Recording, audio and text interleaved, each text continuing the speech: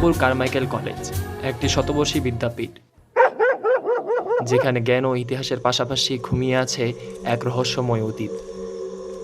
শিক্ষার্থী ও শিক্ষকগণ আজও বলেন, কলেজের পুরনো ভবনগুলোর একটিতে রাতে দেখা যায় এক অভিশপ্ত মেয়েকে। শুরুটা হয়েছিল বহু বছর আগে। 1960-এর দশকে রুমানা নামে এক তরুণী কারমাইকেল কলেজে ইংরেজি সাহিত্য পড়তে এসেছিল।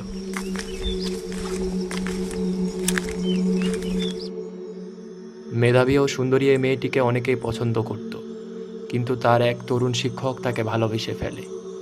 কিন্তু সমাজ ও পারিবারিক অবস্থার কারণে তাদের সম্পর্ক পরিণতি পায়নি।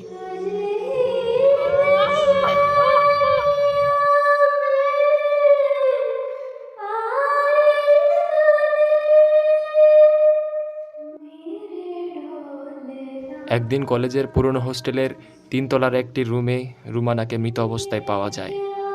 কেউ বলে সে আত্মহত্যা করেছিল, কেউ বলে তাকে হত্যা করা হয়েছিল। তবে মৃত্যুর আগের রাতে অনেকেই শুনেছিল তার করুণ আর্তনাদ।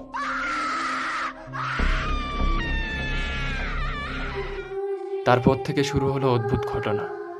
রাতের বেলা লাইব্রেরির জানালায় অনেক শিক্ষার্থী হঠাৎ এক মেয়ের ছায়া দেখতে পেত। কেউ কেউ বলে হোস্টেলের করিডোর দিয়ে সাদা শাড়ি পরা এক মেয়ে ধীরে ধীরে হেঁটে যায়, কিন্তু তার পা মাটিতে স্পর্শ করে না।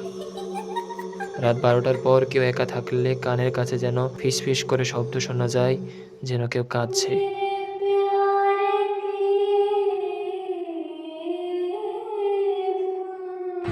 লাইব্রেরিতে পড়ে থাকা পুরনো বইয়ের পাতা রাতের আধারে নিজে নিজে উল্টে যায়।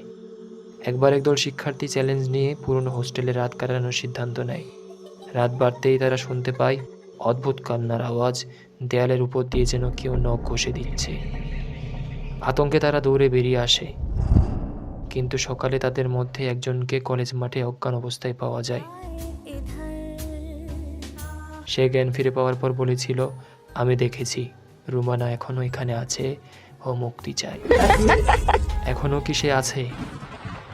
বিভিন্ন ব্যাচের শিক্ষার্থীরা আজও বলে, যদি কলেজের পুরনো অংশে রাত 3টায় আয়নার সামনে তাকানো হয়, তবে সেখানে নিজের প্রতিবিম্বের বদলে এক সাদা শাড়ি পরা মেয়েকে দেখা যায়, যার চোখে গভীর শূন্যতা।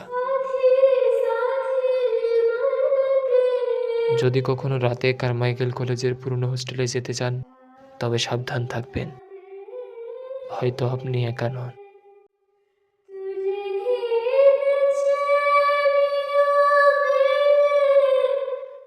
আপনার আশেপাশে ঘটে যাওয়া এমন রহস্যময় ঘটনাগুলো আমাদের জানিয়ে দিন।